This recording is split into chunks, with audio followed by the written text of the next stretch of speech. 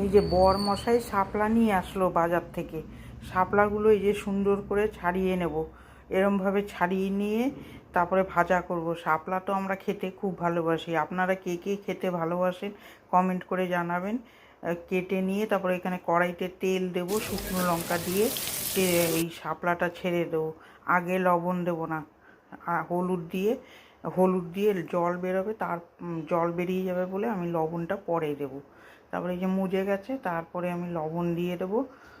লবণ দিয়ে ভালো করে ভাজা ভাজা করে নেব, ভাজা করে নামিয়ে নেব। কে কে খেতে ভালোবাসেন কমেন্ট করে জানাবেন।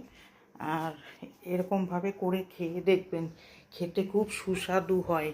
এরকমভাবে খাবেন। আমার মেয়ে তো খুব খেতে ভালোবাসে, বলে বাবা শাপলা নিয়ে আসবে। শাপলা আমরা তো মহালয়া অবধি খাই।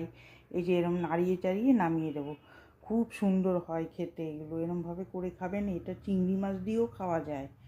আপনারা যে কোনোভাবে রান্না করে এই শাপলা খেতে পারবেন, খুব সুন্দর লাগে। যে এবার নামিয়ে নেবো। আমি এটা নিরামিষ দেখালাম, এই যে নামিয়ে দেখুন কি সুন্দর একতলা ভাত খাওয়া হয়ে যাবে।